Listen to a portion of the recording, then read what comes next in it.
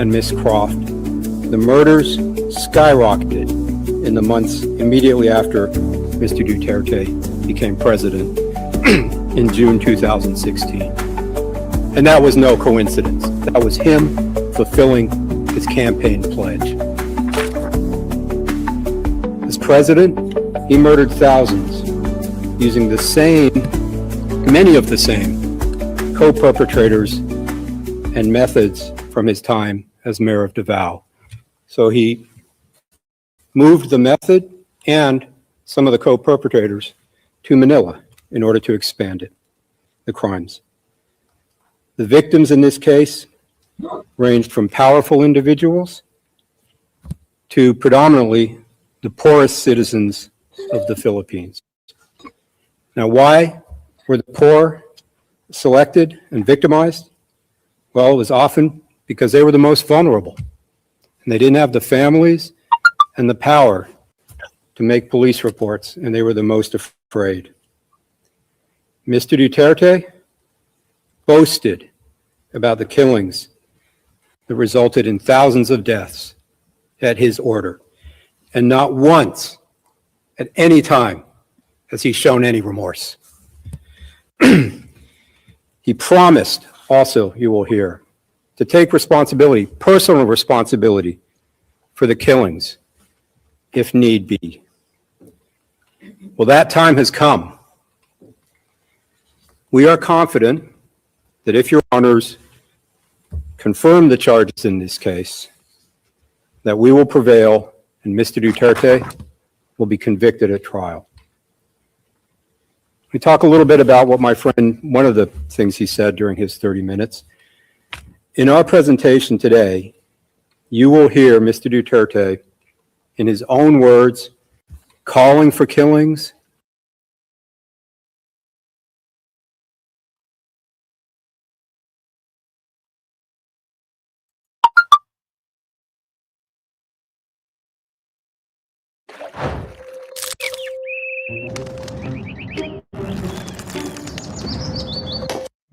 Nick Kaufman's approach. Makikita na mahina yung kaniyang argumento dahil ang una niyang ginawa ay ang manira kay Marcos, manira sa media, manira sa mga NGO na tumutulong doon sa mga namatayan. Paninira ang una niyang ginawa, imbes na pumunta kaagad siya doon sa argumento na sinabi naman niya, no? At some point in his very long speech, sinabi naman niya na hindi kailangan magbigay ng ebidensya si Rodrigo Duterte because may presumption of innocence. But even that is a problem for Nick Kaufman. Why? Because si Rodrigo Duterte, as the prosecution started to show, did not follow due process, did not even respect the same presumption of innocence that his lawyer is now invoking at the ICC in carrying out his drug war. So, substantively and in terms of rhetoric, it shows the weakness of Nicholas Kaufman's defense. And I'm not surprised. No, I've seen Nicholas Kaufman argue in other cases, read his record at the ICC. Nagkaroon ako ng mga... Shout out. The best I can say is, nagkaroon ako ng mga trabaho na may kinalaman sa mga ICC cases, and I can't discuss that. But that's something that I'm not surprised about Nick Kaufman's weaknesses in arguing for Rodrigo Duterte. Because what's interesting about that opening speech, Attorney Carranza, was he started the speech saying the prosecution should not rely on rhetoric, but at the same time, he proceeds by attacking President Marcos, and at the same time, telling this story about who President Duterte is prior to his presidency, prior to being elected as mayor of Davao City, being this simple man na lumaki sa hirap. Yeah, and yung mga ganyang pasakali, ubra siguro yan sa mga Pilipino, lalo na sa mga sumusuporta na kay Duterte. Pero hindi naman ito International Duterte Court. No? This is the International Criminal Court. And very different. You can appeal to Filipinos who already support Duterte, which also is meaningless. Like, if they already support Duterte, why would you try to get more support from them? But at the same time, it also exposes the weakness of relying on his popularity, essentially, as your defense for murder. you can. Adolf Hitler had 90% popularity at the beginning of World War II in Germany. That's how he carried out the Holocaust, no? yung genocide and all his war crimes. And so, if that's your argument, it's not the strongest legal argument. It's not even a strong legal argument at all. Which now begs the question, as you mentioned it, no, will popularity play any role in the ongoing pre-trial hearings? Because if you look at the discourse online, Attorney Carranza, no, Emily Basog, shout you out. will see that Emily some people Basog. are pointing out that it's as if Attorney Kaufman is speaking like he's speaking straight to Filipino supporters of President Duterte. Mga 5:30 pa to. Mag-i-start. It's not clear to me. Puro replay kung lahat ikaw eh, ang puro abogado replay. ni Duterte, ang gusto mong mangyari, huwag nang makulong si Rodrigo Duterte. Ito, importanteng sabihin. No? On Friday, February 27, magiging iba yung hearing. No? It's also the annual hearing on detention of Rodrigo Duterte. Ibig sabihin, every year, ang ICC nagkakaroon ng hearing tungkol sa mga taong detenido sa ICC detention. No? They review the conditions of detention. And so, oportunidad na sana ito ni Nicholas Kaufman to bring up what is bringing up already, no? Na deny na, no? Na si Duterte, hindi na nakakatanda. Although all these arguments are already rejected by the pretrial chamber. But instead of focusing on that, instead of focusing Leonardo on Ansag. getting, the minimum of what any criminal lawyer would want for his Good client who is afternoon, mamaya. independent Good evening and na. in prison, which is Abang-abang temporary tayo, release, abang-abang. diniin niya tuloy yung popularity, which doesn't matter to these three judges. So it doesn't matter to the other judges of the ICC. As a matter of fact, what matters to the ICC, the only thing that would matter to the ICC in this context would be obstruction of justice. No? Kapag lumalapit na yung argumento ng abogado o kahit sino man na sumasali dito sa ICC hearings na obstruction of justice na, no? Hinaharang na nila ang maayos na pagpapadaloy ng katarungan sa ICC, even that would be a crime. So he also has to calibrate his own arguments. Attorney Carranza, I asked that question because if you listen dito sa mga supporters ni Pangulong Duterte, ang sinasabi nila, hindi fair na kasuhan si Pangulong Duterte because yes, may mga namatay, pero sinasabi nila, it's for the benefit of the Filipino people. So valid ba yung ganong argumento? Hindi ba pwede yung ganong argument na Filipino people, or at least the supporters of President Duterte, which we cannot argue. There are a lot of supporters out there of the president. We support his policy. Many of these same people are now against Marcos Jr. and the Marcos family. But in the past, in the recent past sa Pilipinas, ito ring mga taong ito na ngayon galit na galit kay Marcos Jr. na pinadala si Duterte sa ICC. Pwede mag-play tayo sa ibang, ito to, CNBC TV 18. Kaso nga lang, ito yung pinalabas kahapon. Wala pa sa Leonardo, maaga pa. Paragraph 39.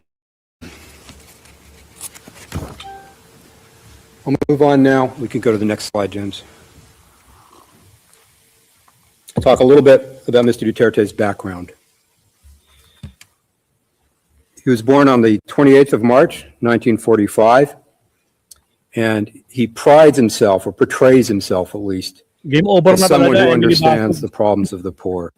Pilit na pilit, no? But as my friend stated, he actually comes from a very privileged family. His father was a lawyer, a politician, even a provincial governor. And as a young man, Mr. Duterte became a lawyer.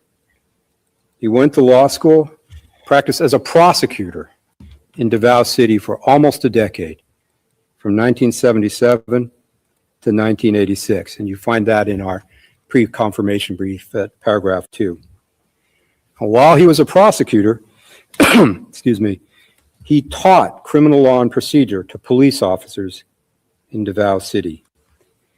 And despite this privileged background, despite his deep familiarity with the law and criminal law, Mr. Duterte embraced criminality from the beginning of his career. It's just one example, as a prosecutor, the evidence shows he taught police officers to plant evidence. We can go to the next slide, please, James. I won't read the whole slide out, Your Honors. This is tab 57, PHL OTP 000-15506 R01. But this witness with direct knowledge stated, quote, "He's like planting of evidence. It is necessary," and the he is Duterte. He called it necessary evil. So they said that there are times in police work that you have to do the necessary evil for the sake of the common good, end quote. And I think you'll see, Your Honors, that that's a theme that runs through Mr. Duterte's career. He's willing to do whatever he considers the necessary evil, either for the common good or for his political advancement, or both.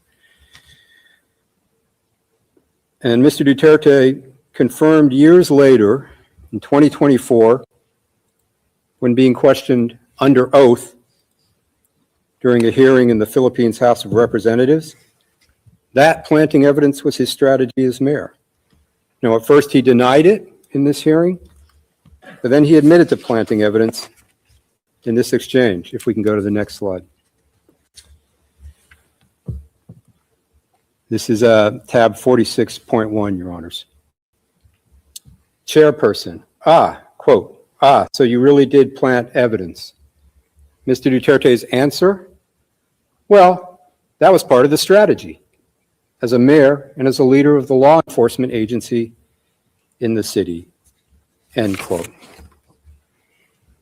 His privilege, his legal background makes this betrayal of the law and embrace of murder even more inexcusable. He knew, as a lawyer, as a former prosecutor, that his so-called crackdown on crime was a criminal attack on civilians of the Philippines. And overwhelmingly, the evidence shows, on poor civilians. The poorest of the poor were his victims. He knew his conduct at its core was criminal.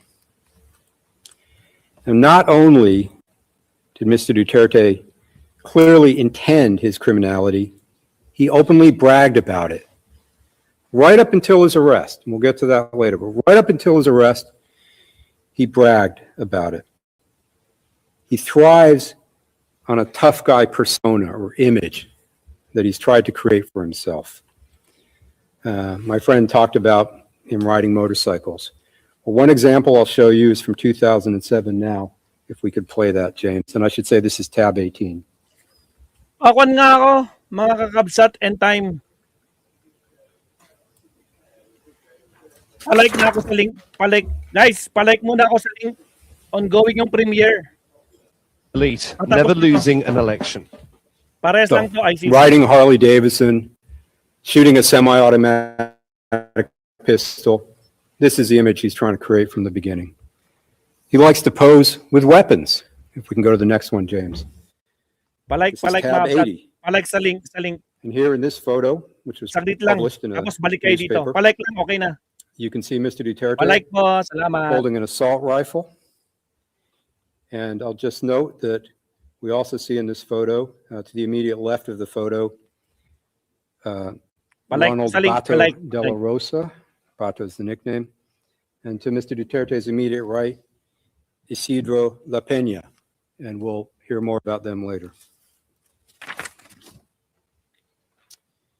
Even days before he was arrested, 3 days before he was transferred to The Hague, this tough guy persona was on display Salamat po sa again mga pumunta, during a nag-type. speech in Hong Kong. Thank you, thank you. He brushed off In time, thank you the possibility of an ICC arrest warrant, and he referred to the ICC, quote, as motherfuckers who have been after him for a long time, end quote. This is him on March 9th, 2025. If you could play that, James. This is tab 136. Sa totoo lang, Baka ang balita ko, may warrant daw ako pag... Hindi, totoo. Yung sa ICC or something, matagal akong hinahabol ng mga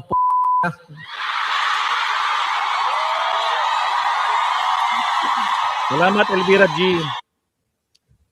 Tapos na yung premiere, tapos na. That's him 3 days before coming to The Hague. Shout out, Cons. Of course, after arriving in the Hague, his lawyers very soon began arguing that Mr. Duterte was not fit enough for these proceedings. Wasn't physically or mentally fit enough to be put on trial or for his charges to be confirmed. But fortunately, a panel of 3 medical experts that your honors appointed found unanimously that he is.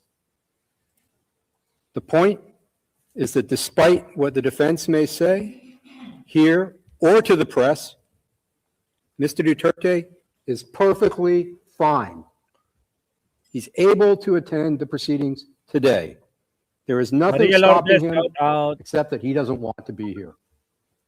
He chose not to face the court, not to face the victims. There is no reason for him not to be here other than his request and choice. I'll move on now briefly to his time as mayor in Davao, Your Honors. If we can quickly bring up the map, James. There we see Davao in the south. We can zoom in. I don't think there's any dispute where Davao is. He was first elected mayor of Davao City in Salamat, 1988 and time. Nakita ko.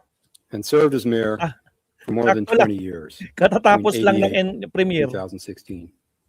Ito rin yun eh. And as the deputy Ito rin yung prosecutor premiere has kahapon noted, eh. jurisdiction for this case is 1st November 5:30 guys, 2011 mag-i-start na to talaga yung 16 date. March 2019. We're limited to that jurisdiction. Nasa mismong So source that is tayo. the period we will concentrate on Nag-con today. sila. Although, of course, before and after Nagre-rewind may be sila. relevant. I recap. As mayor of Davao, Mr. Duterte promised a crackdown on crime. Kasi ngayon, To quote, crackdown, Wait lang, end quote, on crime and drugs. ngayon nila ilalabas yung mga evidences kay Bato, kay Bongo, lahat. Yung 6 na co-perpetrators, ngayon nila ilalabas. Kaya abangan, Bato de la Rosa. Diyos ko This Lord. system of his became known as the Davao model. The Davao model, Maraming salamat, Madam murder. Nets. not 845. being tough on crime Good afternoon, legally, Metro as and my everyone. friend Maraming said. salamat po sa pakulay. Thank you very much. God And you bless. have to think, it's a little strange cracking down on crime by committing the crime of murder. Matabi yung aso ko. Of course, Mr. Duterte did not commit these crimes alone.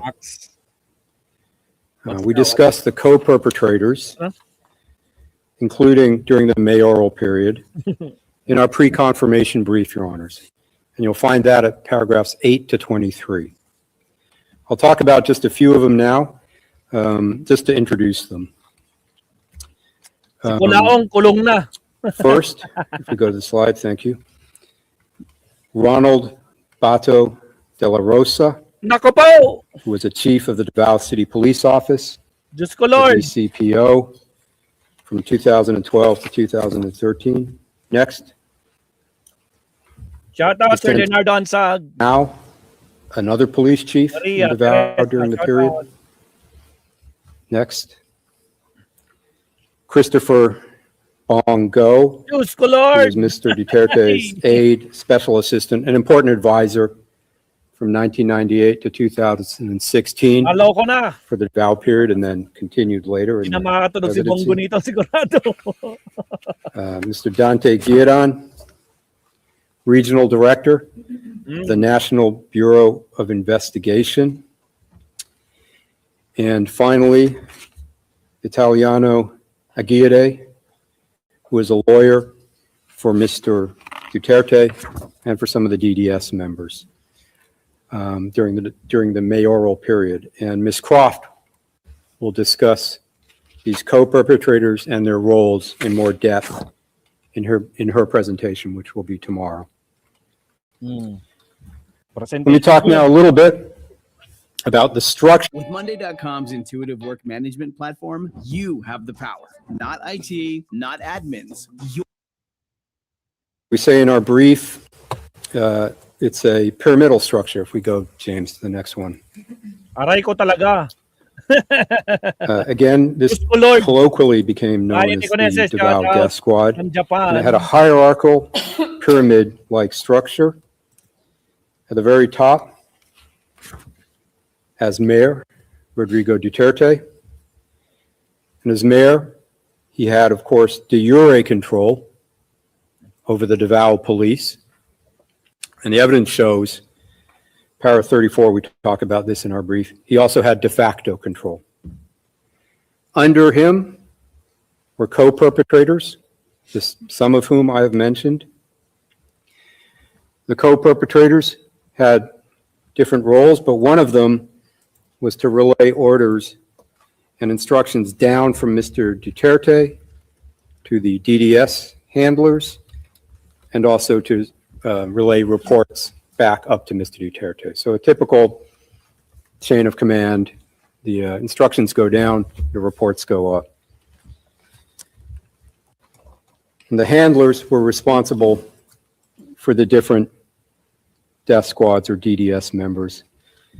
And at the very bottom, the lowest rung, the DDS members who actually perpetrated the killings, who carried out physically the murders. And they were made up of both police officers, who were generally lower level police officers, as well as non-police persons who were hired.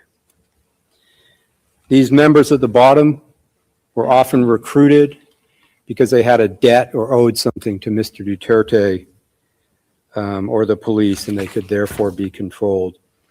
And those members at the very bottom were at risk themselves, because if they did not follow orders, or if they tried to leave the DDS, they could be tortured or killed or both. And there is evidence of that in this case. I'll talk now just for a few moments about the founding of the DDS, Duterte's death squad, the genesis of the death squads. One witness described his initiation into the DDS. He described it happening in 1988 at a dinner meeting in a hotel in Davao City. And this was a huge deal for this witness. I mean, it was almost unimaginable being invited to a dinner in a hotel in the center of Davao where he was going to meet the mayor. Mr. Duterte was present, and he openly told the new members of the death squad he was forming that their job was to kill criminals. If we can go to the next slide, James. This is tab 50, Your Honors. This is what the witness recalls of the meeting.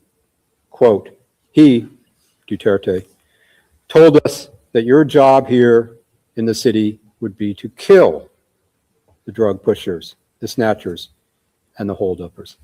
That's what our job is going to be, end quote. And in private,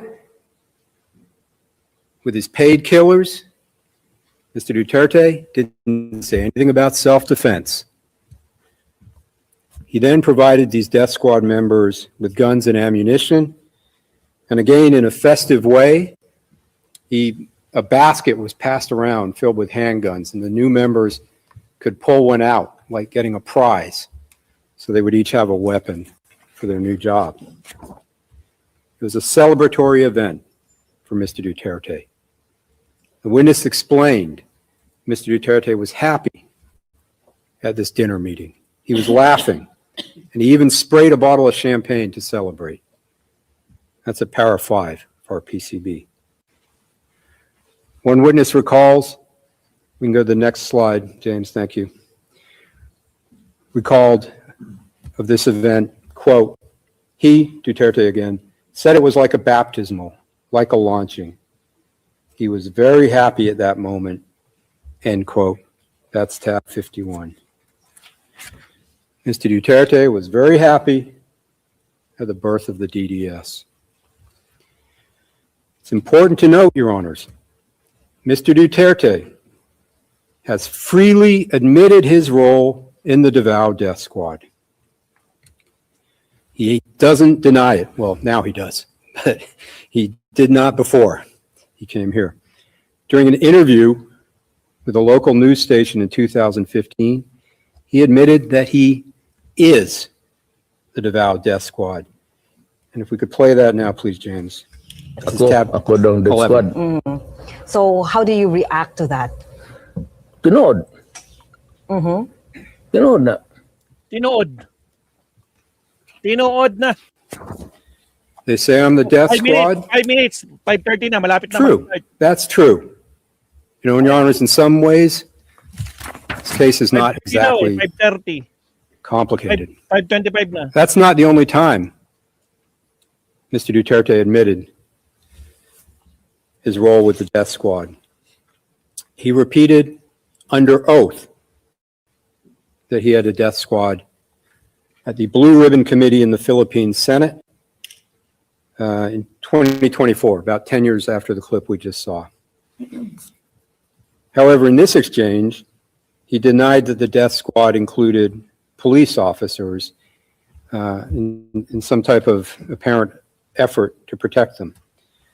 This is tab 41.1, if you could bring it up, please. Mr. Duterte, under oath, quote, "I can make the confession now if you want. I really took care of it. But please don't involve the police. They're the ones who suffer, sir. I have a death squad, but not the police. These were gangsters." He says it again. In the same hearing, he confirms this admission. Go to the next one, please. Tab 41.1. The senator asks, quote, "So what the former president dropped earlier, that they have a death squad, was a bombshell? Because it looks like what we are investigating now is the instrument used for the war on drugs, which led to numerous extrajudicial killings. For the record, Mr. Chair." End quote. Mr. Duterte's response, quote, "You are correct, ma'am. You are absolutely right." End quote.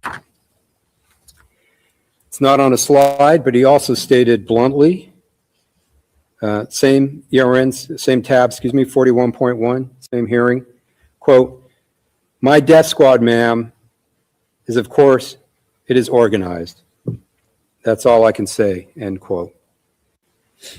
So that is 4 times, 3 of them under oath, that he admitted having a death squad in Davao, including saying he is the death squad. That's not hyperbole. That's not bluster. That's him telling the truth when he feels safe, and that he can bank on his continued impunity. Talk just for a few moments now, Your Honors, about how the Davao Death Squad operated under its architect, Mr. Duterte. Victims were usually targeted in one of 2 ways. Sometimes an informant would provide information on a target, and the handler would then get clearance from Mr. Duterte through one of the co-perpetrators in the pyramid we saw earlier to kill the target. Sometimes Mr. Duterte himself would give the target's name, would say who to kill, which would be communicated by one of the co-perpetrators to a handler, and then down to the DDS member tasked with actually carrying out the killing. But whichever way it took place, Mr. Duterte's clearance, his approval was required, his permission was required for DDS members to conduct these murders. And several witnesses confirmed that, and I'll go through them in a minute. But first, Your Honor, just to react to something my friend said in the previous session. This was at I think 12:22 onwards on the transcript. He stated to the effect, the prosecution couldn't even get one witness to admit they heard Rodrigo Duterte give an order to kill. Here's where it gets a little bit cute. At any time relevant to the charges or with respect to any of the incidents. So my friend didn't say the prosecution doesn't have any witness who heard Mr. Duterte give an order to kill. He's saying during this time period. I point Your Honors and my friend to PHL OTP 000-15517 at page 0002, lines 18 to 21, where a witness is asked, now, did you ever hear Sarah, this is Sarah Duterte, give any instructions for killings to take place? Witness, personally, no. Interviewer, okay. Witness, but the father, of course, many times. But this was before 2011. I would suggest that doesn't make much difference. Going back to the confirmations of his clearance, if we could go to next slide. Yes. This is tab 35, Your Honors. A witness stated, quote, only one person was making the decisions. You had to ask Duterte, because if we didn't make that request, if we didn't ask for authorization, we would be chased or we would be pursued, end quote.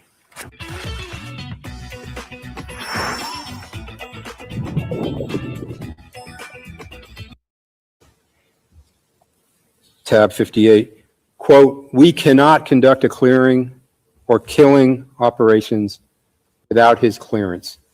Speaking of Mr. Duterte, we called it clearance, end quote. Finally, on the next slide, perhaps the simplest, the witness recalled, quote, a different witness recalled, quote, you cannot just kill anyone in Davao City without Duterte's approval. Otherwise, you will be charged, end quote. It's tab 117. In exchange for carrying out the murders as directed, the DDS members would be paid reward money. One witness stated, if we go to the next one, please, James, he recalled, this is tab 56, quote, every kill, the first reward money, to my recall, it was $10,000 per kill, end quote. And in addition to paying rewards for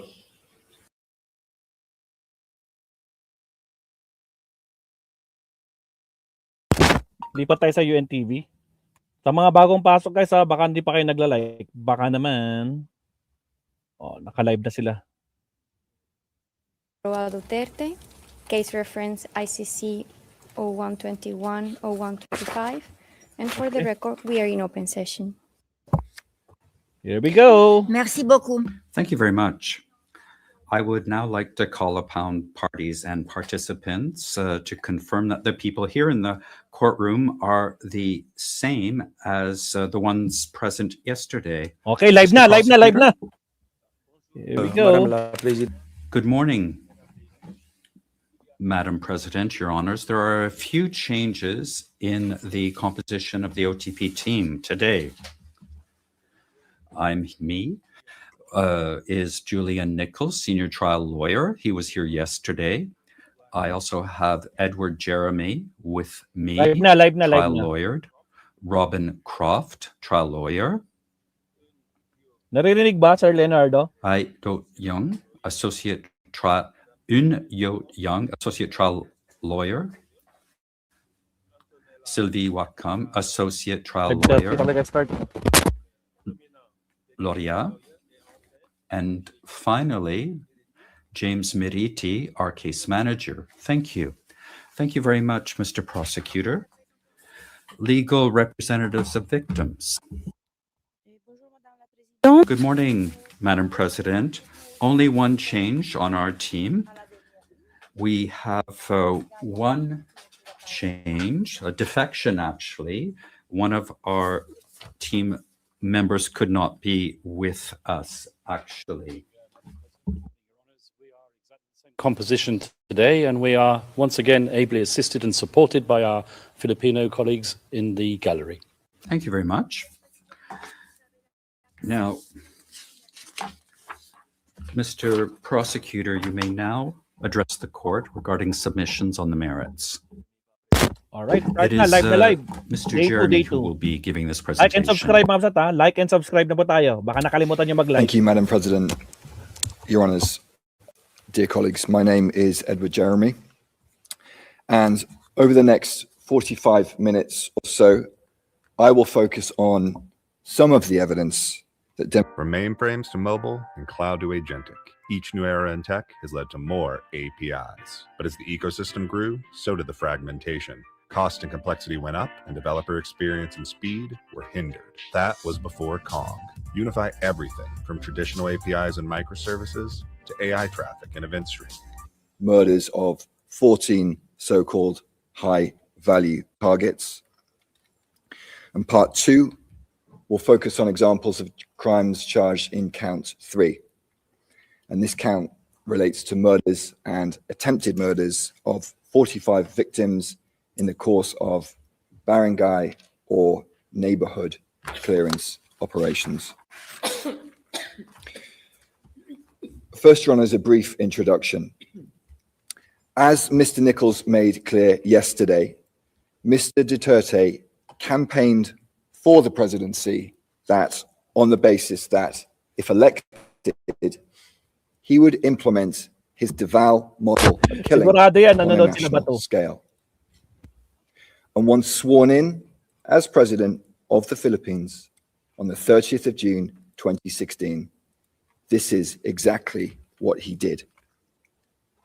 One insider witness explained what applying the Davao model nationwide meant in practice, and this is tab 49. As we see on our screens, evidence channel 2, this witness stated, quote, "It means that he wants to apply how Davao addresses the drug problem in a national scope, the whole country. It means that zero tolerance on drugs. And what I understood is that we have to eliminate, neutralize drug pushers, just as in Davao." And as we've heard, this Davao model also included the payments of rewards for such killings.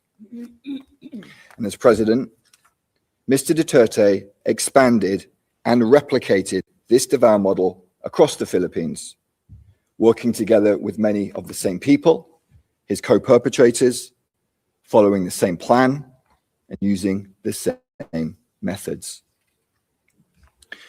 On becoming president, Mr. Duterte appointed his co-perpetrators from Davao, a number of whom Mr. Nichols introduced yesterday, to senior positions in the police and the government.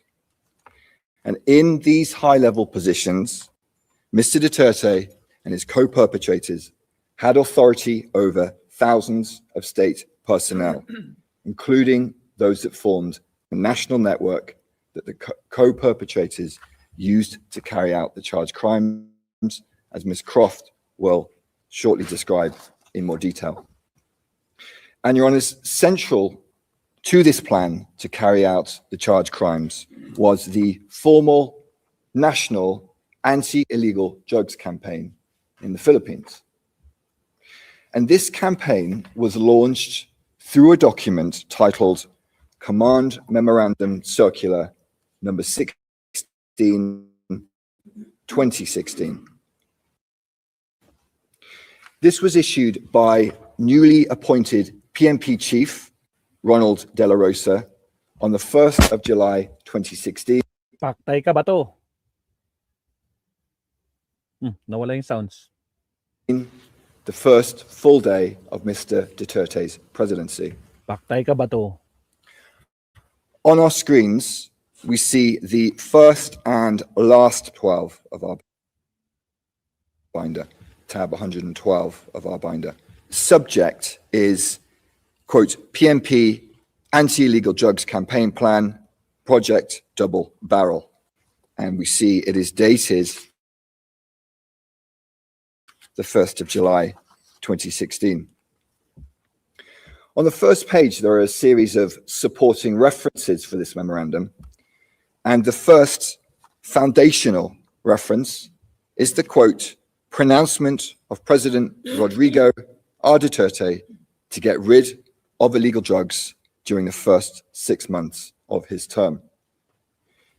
And yesterday we heard multiple examples of the violent nature of those pronouncements and speeches. If we focus on the last page of this document, page 18, we see that the distribution list comprised the highest levels of law enforcement in the Philippines. And on the right side, we see it signed by Ronald M. De La Rosa, Philippine National Police, the PNP. And your honors, we'll look now at some parts of this document which essentially sets out general guidelines for the implementation of this project, Double Barrel. Focusing first on the execution of this project, Double Barrel, we see on in paragraph 5, now on our screens, as follows. The PNP intends to equally address illegal drug problems in the barangays and at the same time pursue the neutralization of illegal drug personalities, as well as the backbone of illegal drugs network operating in the country. And your honors will note the use of this word neutralization. While on its face, this word may be open to interpretation, insider witnesses provide evidence that within law enforcement within the Netherlands, within the Philippines, forgive me, to neutralize meant to kill. And notably, one insider witness explained the significance of the use of this word neutralize in this command memorandum, and that's tab 54. And the witness stated as follows, quote, they used the word neutralize to emphasize the kill order of President Duterte, because that is the promise of President Duterte even before the campaign. And your honors, the sprinkling of references to human rights in this document should be viewed in this context. Moving on to the concept of operandum, as follows, quote,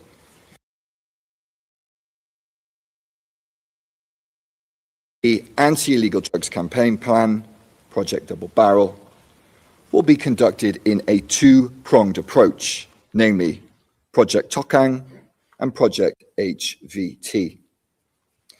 The first prong or barrel, Project Tokang, focused on the clearance of the drug-affected barangays.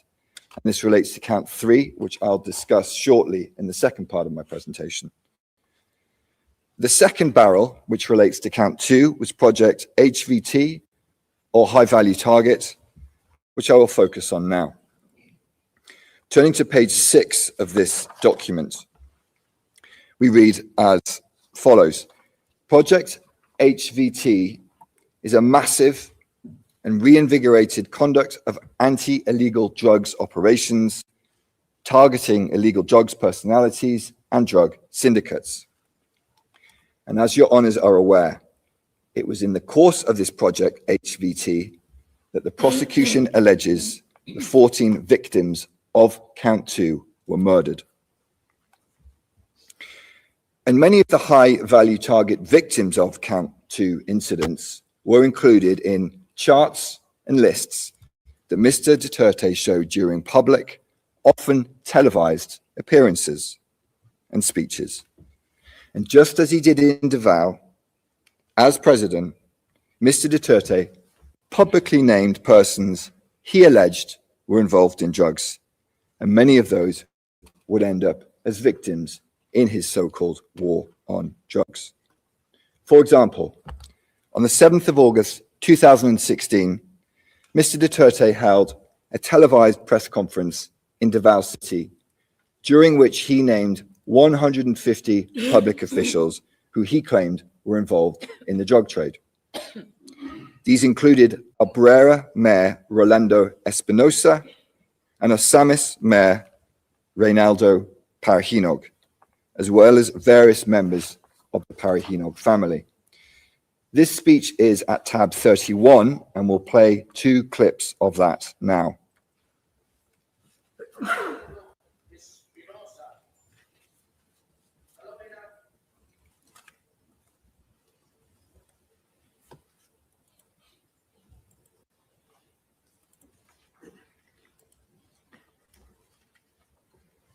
Reynaldo Parahinog, alias Andong, the mayor of Osamis City.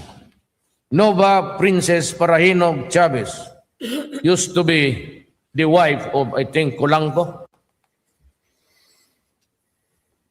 Yung poster boy doon sa blandi-blandi pambuhok. Hindi naman, tisoy. Alam mo, baskin sa'yo magpataabangan ko kayo. Kasi wala na ako sa presidency, habang may baril ako. Wherever you go, I will be waiting for you, even if I'm no longer president, as long as I have a gun.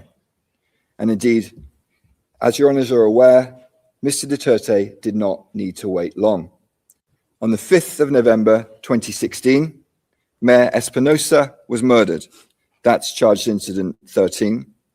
Then, on the 30th of July 2017, Mayor Parahinog, together with a number of others, was also murdered. That's charged incident 14. And during the same speech that we just saw, Mr. Duterte emphasized his direct involvement in the preparation of this list as follows. The validation. I'm the one reading it, and I am the sole person responsible for this all. And this list was subsequently published by the media, who referred to it as the narco list, or as we see from the article on our screens, simply the Duterte list.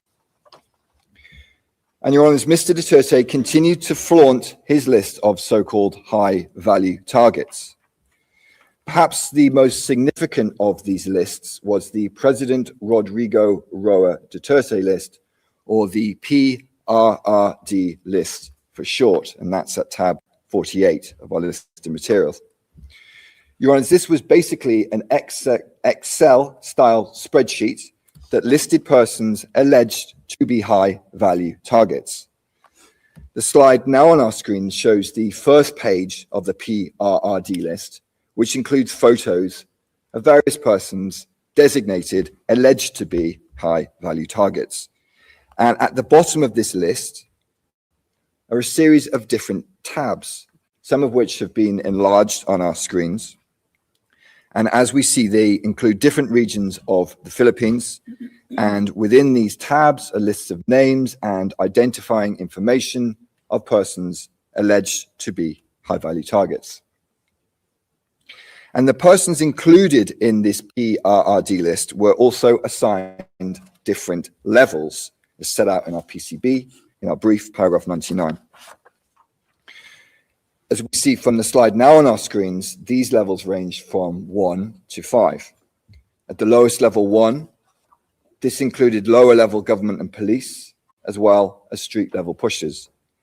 And at the highest level 5, this represented the highest value targets, drug wholesalers, financiers, and high-ranking police officers.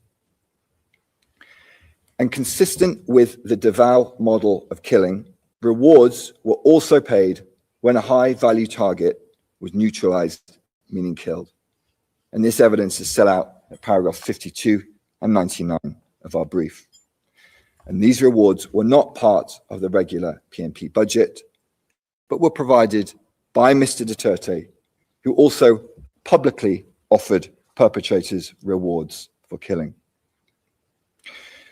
Your Honours, to sum up the significance of the PRRD list, I turn to the words of another insider witness, and this is tab 54. Quote, "This list was used by the police in their operations. And if you are in the list, you will be the subject for police operations. And most of the time, the people on the list are killed. So basically, the PRRD list is a dead list." And Mr. Duterte publicly paraded this PRRD list on multiple occasions. For example, during another televised speech on the 2nd of February 2017, tab 111, he stated the following. "This is the drug industry of the Philippines." And in this same speech, we'll shortly see Mr. Duterte holding another page of this PRRD list, reacting to criticisms based on human rights in relation to his so-called war on drugs. Tapos sabihin mo lang ako, takot-takutin mo ako ng human rights. Pakain ko ito, bunganga nila. Oh. And Your Honours, on this issue of human rights, as Mr. Nichols explained yesterday, during his speeches in Davao, Mr. Duterte, well versed in the law, would occasionally seek to legitimize his encouragement of state violence by references to human rights and self-defense. And he continued to do so as president. For example, as we will see in the next clip, during a speech on the 20th of September 2016, which is at tab 130, he stated the following. Pagka bumunot, patayin mo. Pag hindi bumunot, patayin mo rin. Oh, para matapos na. Kasi mawala pa bro. Ako na ang bahala sa inyo. Taga ninyo ito sa puso ninyo. For as long as I am the president, nobody but nobody, no military man or policeman will go to prison because they perform their duties well. Ako ang mapakulong sa inyo. Sabihin mo lang, utos ni Mayor yun. So that was Mr. Duterte's message to the military and to the police. Kill, whether or not your target pulls a gun. Here, during the same speech, in case there was any doubt, Mr. Duterte made it very clear that this promise of protection related not only to lawful killings. For as long as there is that power to pardon sa Constitution, yan ang weapon ko against crime. Magmasakir kayo ng 100, di ba? 100 din kayo, edi pardon lahat eh. Restored to full political and civil rights, plus a promotion to both. Let me get a punch. Let me just get a punch. Play with the wrong guy, pow. Put with the put get the pop on out. Popcorn now, yeah, because he not pop, pop, pop, pop. 8, which reads as follows, quote, Duterte to troops, massacre criminals, I'll promote you. With the byline, in the same speech, Duterte tells soldiers he will never order them to do anything illegal. And this was the pattern, Your Honours. Out of one side of his mouth, quietly, occasionally, he would speak about self-defense. This was Mr. Duterte, the lawyer, keenly aware of his own legal jeopardy, especially once he was no longer president. And out of the other side of his mouth, loudly, frequently, he would say, kill, and I will protect you, I will pardon you, and I will promote you. And this was Mr. Duterte, the strong man president who orders the murders of drug lords and alleged criminals. And as the charged incidents demonstrate, Mr. Duterte's co-perpetrators, as well as the police on the streets, understood his message to kill loud and clear. As an example, Your Honours, I'll focus briefly now on incident number 13. You'll recall that on assuming his presidency, Mr. Duterte publicly expressed his frustration with mayors who he alleged were involved in the drug trade, including Mayor Espinosa. On the 1st of August 2016, he gave Mayor Espinosa, then Mayor of Albuera, 24 hours to surrender to the police. And the following day, Mayor Espinosa did surrender to PMP Chief Ronald Bato de la Rosa. In a public speech on the 5th of August 2016, Mr. Duterte stated the following in reference to Mayor Espinosa's surrender, and this can be found at tab 129. Problema niya ay yung mayor ng Albuera. Mabuti, nakaabot siya doon kay Bato na pinahanap ko, shot on sight. Parang aso. Eh, ang tingin ko talaga sa inyo, kayo, parang aso. And on around the 5th of November 2016, a few months after Mr. Duterte had him tracked down like a dog, Rolando Espinosa was murdered while in detention in Leyte Provincial Jail, together with another man, Raul Yap. According to the PMP's official narrative of this incident, there was a shootout between Espinosa and Yap and officers who attempted to serve search warrants on them while in prison. By contrast, the evidence demonstrates, as set out in paragraphs 107 to 110 of our brief, that these men were murdered in their prison cells in a coordinated operation involving various state agents. CCTV was disabled, guns were planted in their cells, rewards were paid. And as we see on the slide now on our screens, tab 48 of our list of materials, both Mr. Espinosa and Mr. Yap were included in the PRRD list, amongst other individuals whose names have been blurred by the prosecution.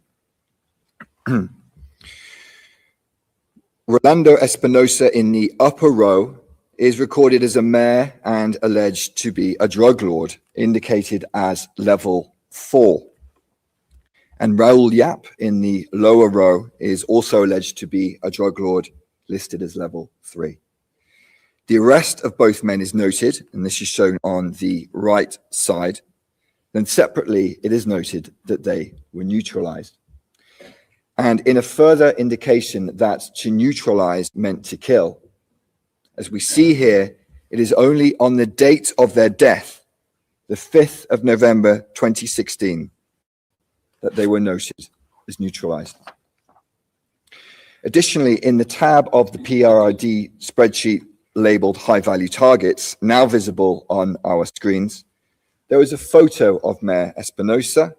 He's the person in the yellow t-shirt in the second row on the far right side. As you can see from the enlarged photo, he's been crossed out in red, which, as a witness confirmed, indicates that he had been killed.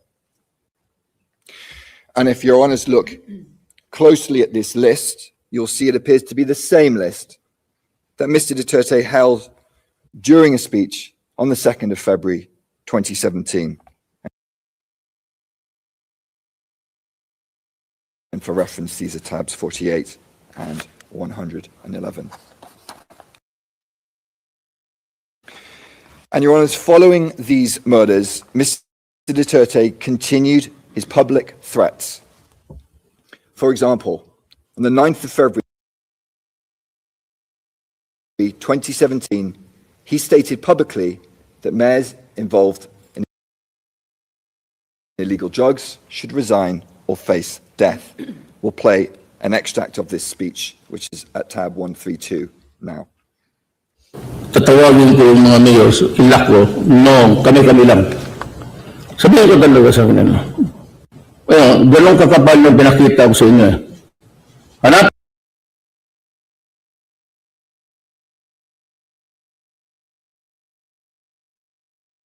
mo yung pangalan mo dyan, mayor. Tapos na pag nandyan yung pangalan mo, may problema ka. Talagang papatayin kita.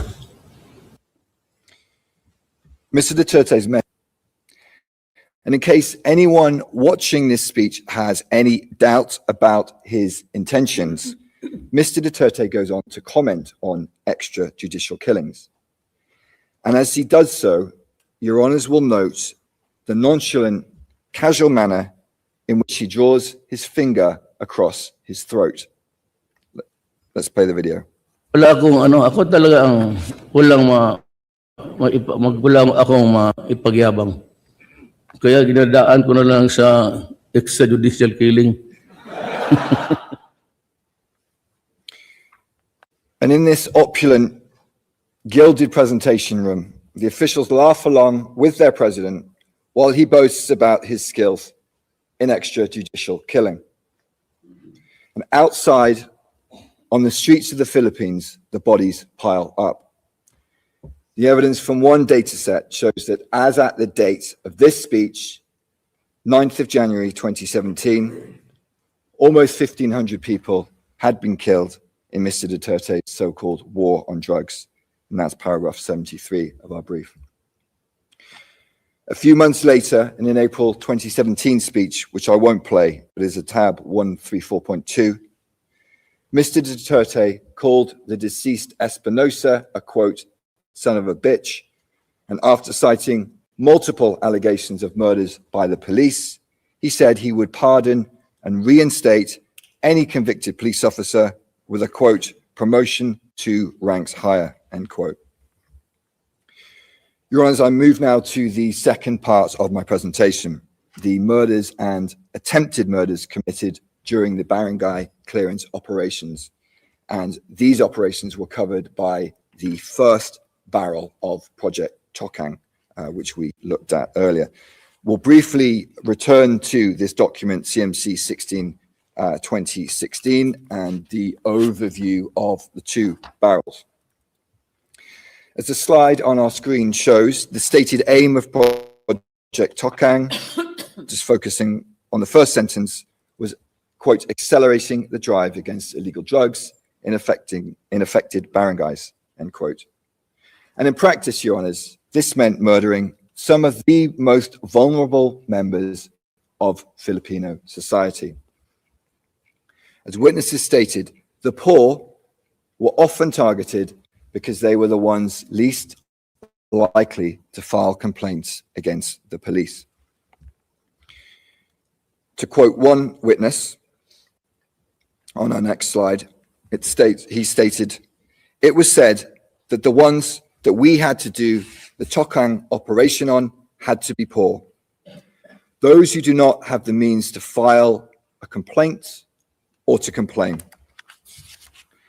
And similarly, another witness stated the following: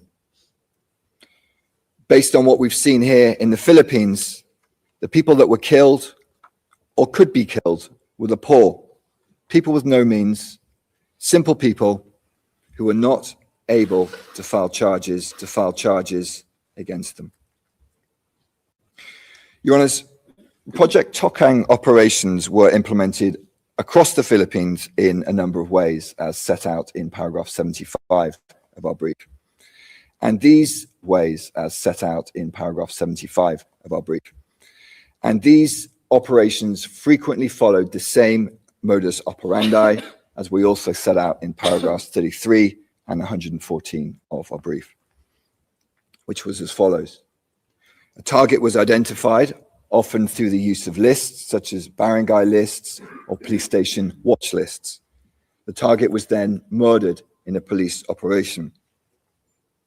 Weapons, drugs, and money, or a combination thereof, were then planted at the crime scene. And then the police reports were repeatedly falsified to legitimate the operations as acts of self-defense. And in this context, as witnesses explain, the police often used the term nanlaban, which translates to fighting back, to describe incidents in which they supposedly shot a victim in self-defense. And these reports were often almost identical. In essence, copy-paste reports in which victims were frequently blamed for their own deaths. And finally, unofficial rewards were paid. Your Honours, I'll briefly focus on a few of the Count 3 incidents to illustrate this pattern. On the day of his inauguration, the 30th of June 2016, then President Duterte held a speech in Tondo, Manila, and he directly addressed the public present, including, as we will see, women and children. For reference, this is tab 127. Let's please play the clip. Ako po'y galit. Pati yung mga pulis dito sa Maynila nakasabit sa droga. Ako po'y nakikiusap, wag ho kayong pumasok dyan kasi papatayin ko talaga kayo. As we see, Mr. Duterte's message was clear. Stay away from drugs, or I will kill you. And the killing in Tondo began almost immediately following this speech, as we set out in our brief, paragraphs 100 to 101. I'll focus now on, and Tondo is visible on our screens. I'll focus now on incident 23, which also took place in Tondo, on or about the night of the 4th to the 5th of October 2016. As your honours are aware, the alleged victim of this incident 23 was Benjamin Vizda. And we'll shortly see a video which shows Mr. Vizda just before midnight in a vest, in handcuffs, forced onto a motorbike between two police officers and driven away. And this is tab 76, and we'll play the video now.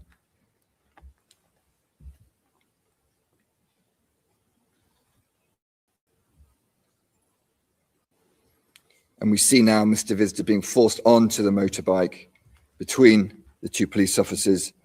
And as he's been driven away, we see women and children chasing after him, no doubt terrified about what would happen next.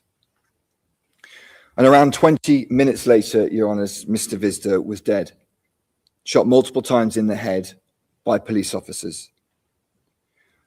A witness described the scene, and Your Honours, the next slide will be a graphic image. And for reference, this is tab 77. The witness stated, quote, "The victim was lying on the street in handcuffs and was dead. He'd been shot in the head 7 or 8 times," end quote. The official account of this incident was recorded in a police report known as a spot report, dated the 5th of October 2016. This is tab 65. And this report, an extract of which is on the screen, stated that Mr. Vizda was killed by the police in self-defense after he snatched the firearm of a police officer while he was on a motorbike, while wearing handcuffs, and he shot at the police but missed. Your Honours, is demonstrated by the evidence in paragraph 126 of our brief. This narrative is false. Benjamin Vizda did not fight back. He was murdered. Your Honours, Project Tokang was also carried out through one-time, big-time, or OTBT operations. And these were large-scale, high-intensity police operations that often resulted in multiple murders. And one such operation took place in Bulacan, shown on our screens between the 15th and the 16th of August 2017. In August 2017, the police made a press release regarding their recent operations, which noted that 32 people were killed by the police in simultaneous one-time big-time operations from the 15th to the 16th of August 2017. This press release, which can be found at tab 108, is visible on our screens. In the headline, we read, quote, 32 killed, 107 arrested, as firearms, grenades, and numerous illegal drugs were seized in Bulacan, PNP, simultaneous big-time operations. And focusing, Your Honours, on the paragraph at the bottom of the screen, we see that the deaths of these 32 people were recorded as, quote, significant results, end quote, of the, quote, intensified campaign against illegal drugs, otherwise known as Project Double Barrel Reloaded, end quote. And this was essentially a reinvigorated version of Project Double Barrel, as set out in our brief footnote 37. And the press release goes on to name the 32 victims of this operation, which included 3 victims who are victims of charged incidents 28 and 29 in this case, who were murdered, consistent with the pattern of the other incidents in count 3, as set out in paragraphs 131 to 132 of our brief. Your Honours, 32 individuals killed by the police in Bulacan in a 24-hour period. You would imagine this would be a major national incident. So how did Mr. Duterte react to this shocking news? Let's hear what he said, and for reference, this is tab 147. Yung namatay daw kanina sa Bulacan, 32, in a massive raid. Ganda yun. Makapatay lang tayo ng another 32 every day, then maybe we can reduce what is this country. So that was the president's message in response to the death of 32 Filipinos in a single day. He essentially said to the police, well done, keep going, let's kill another 32 every day. And, Your Honours, in this context, as you would expect, the killings went on. And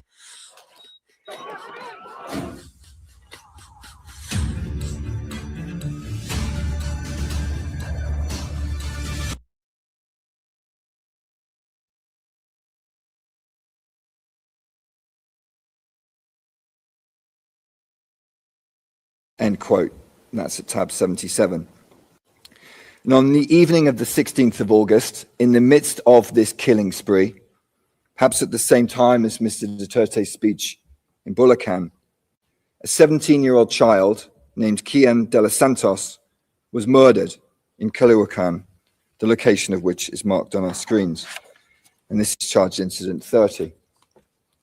As usual, the police claimed that Kian de los Santos shot at them and they were forced to shoot him dead in self-defense. Another victim blamed for his death.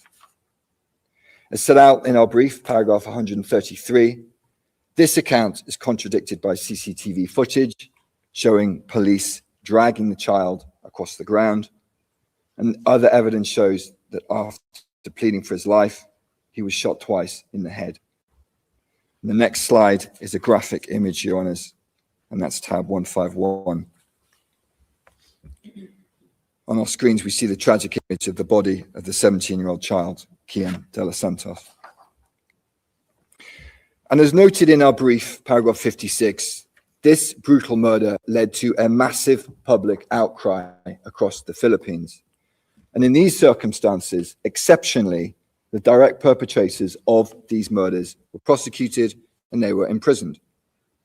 And in the face of this public outcry, Mr. Duterte was forced to temporarily withdraw police from drug operations from the 10th of October to the 4th of December 2017. And this led to a reduction in the frequency of killings. In announcing this temporary withdrawal, Mr. Duterte sarcastically stated that he hoped that this would satisfy, quote, bleeding hearts and the media, end quote. And in this way, he publicly communicated that this was not a genuine effort to prevent crime, but rather a temporary attempt to placate public criticism. And less than 2 months later, Mr. Duterte decided to once again scale up operations. He ordered the PNP back into the campaign, and the killings once again intensified. And Your Honours, regrettably, children continued to be the victims of these killings. Your Honours will recall that at the very start of his presidency, Mr. Duterte gave a speech in Tondo, and we saw a part of it earlier. This is tab 127 on our list of materials, and we'll watch another portion of that speech now. Yung mga adik ho dyan, kayo na lang ho ang pumatay. Kung anak niya, ikaw ang pumatay. Kung anak niyang adik, kayo ang pumatay para hindi masyado masakit. If it's someone's child, be the killer yourself. If someone's child is the addict, then you be the one to kill. Your Honours, it's worth pausing here, taking a step back and reflecting on what we are seeing and what we are hearing. This is the President of the Philippines, the Commander-in-Chief, the most powerful man in the Philippines. He's pointing directly at the crowd, and he is telling them to kill someone else's child.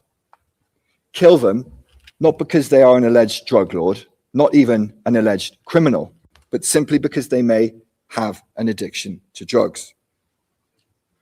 And this is an example, perhaps, of what the defense described yesterday as Mr. Duterte speaking, quote, openly from the heart, sincerely and truthfully, end quote. And that's transcript 4, page 37, lines 15 to 16. And during an earlier part of the same speech, Mr. Duterte also boasted that during his presidency, funeral homes would make a lot of money. Let's play that clip. Sabihin ko sa inyo, itong mga panahon nitong mga araw na dadating, kung may punerarya ho kayo, kikita kayo ng husto.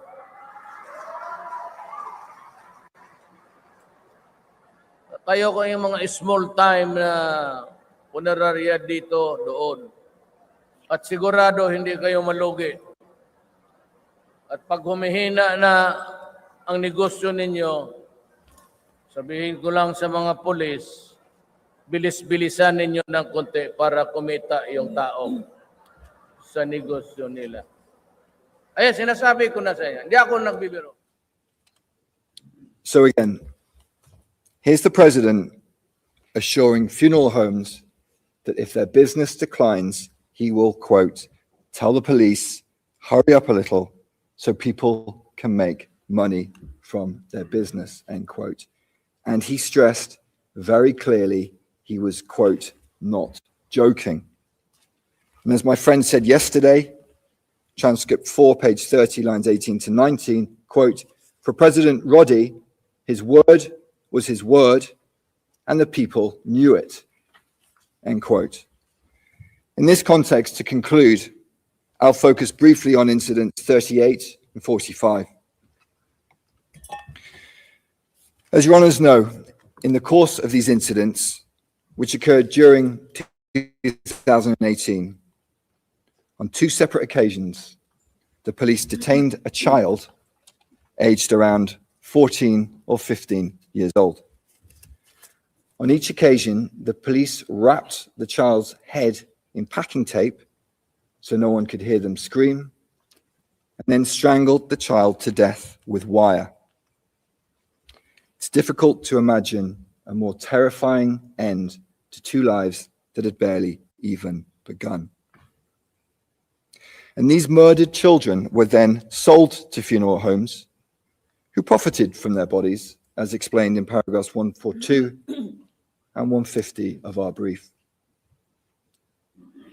Your Honours, dead children, police ensuring that funeral homes made money. Mr. Duterte indeed was not joking. Thank you, Your Honours. This concludes my presentation. I now hand over to Ms. Croft. Merci beaucoup, Monsieur. Grabe, Thank grabe you very mga much, kakabsat. My goodness. Mr. Prosecutor, for your presentation. I think we are going to observe a break of 40 minutes up to 11:30 a.m. Thank you very much.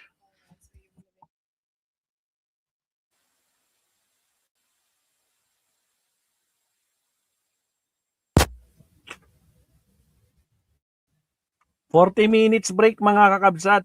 Sir Leonardo, 40 minutes. OMG. So pag 40 minutes, teka lang, orasan ko 7 o'clock, alas 7, resume sila ng 7. Alright, so kan muna tayo. Total magre-resume to ng pag 40 minutes, no? Kasi 6:20 plus 40 is 7 o'clock, 7 p.m. Balik tayo ng 7 p.m. no? Itatapusin ko muna yung live stream, no? Pasensya na, sinasabay ko yung work ko ngayon, pati sabang naka-live stream tayo. Pero balik tayo ng 7, no? So before 7, magla-live ulit ako. Maraming salamat po sa mga hindi pa nagla-like. Like and subscribe naman dyan, mga kakabsat. Baka naman, shoutout Sir Tony, Leonardo, Mark Bon Jovi, Yuki Sawaki, Eli Candel Carmen, Vina Valdez, Emily Basog, sa lahat-lahat po, maraming salamat. Kita-kits tayo ng alas 7, 40 minutes from now. Maraming salamat, Maestro Police signing off. Bye-bye!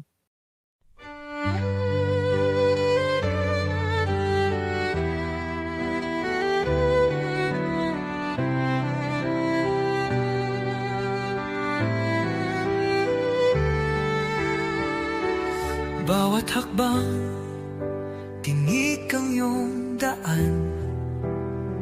Sa sariling bayan, ika'y hinusgahan. Ika'y siniraan ng ganit sa kapangyarihan. Agilang nagnakaw ng pera ng taong bayan. Pinapasan mong lahat ng dusa. Matatag ka, hindi gaya ng iba. Ngunit kahit sugatan, kahit lumuluha, iniisip mo pa din kapakanan ng iba. Bongbong, hindi ka kailanman iiwan. Loyalistang hanggang dulo ay nandyan. Kasama mo kami sa lungkot mo at saya.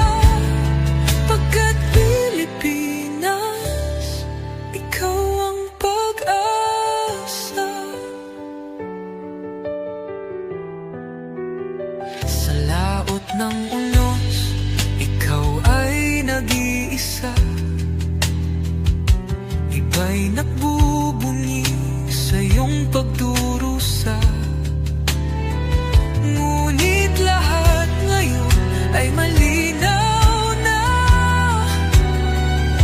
Katulong mo ang Diyos, nag-iba sila. Ipinaglaban mo ang lahing sinumpaan. Nagkalat peking balita sa mamayan. Binabaliktad nila ang katotohanan, pero hindi na naig ang kanilang kadiliman. Bongbong, hindi ka kailanman iiwan. Loyalistang hanggang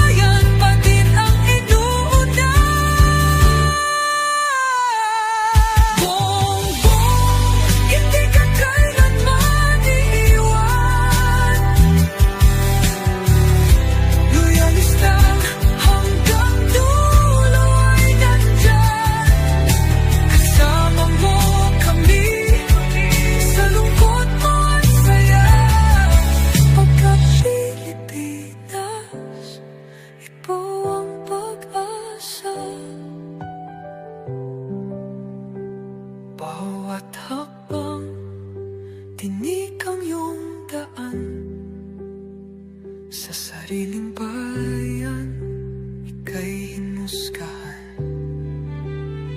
Ika'y siniraan ng ganit sa kapangyarihan. Hakilang nagnakaw ng pera ng taong bayan. Pinapasan mong lahat ng dusa. Matatag ka, hindi gaya ng iba. Ngunit kahit sugatan, kahit lumuluha, iniisip mo pa din kapakanan ng iba. Bongbong, hindi ka kailanman iiwan. Loyalistang hanggang dulo ay nandyan. Kasama mo kami sa lungkot mo at saya.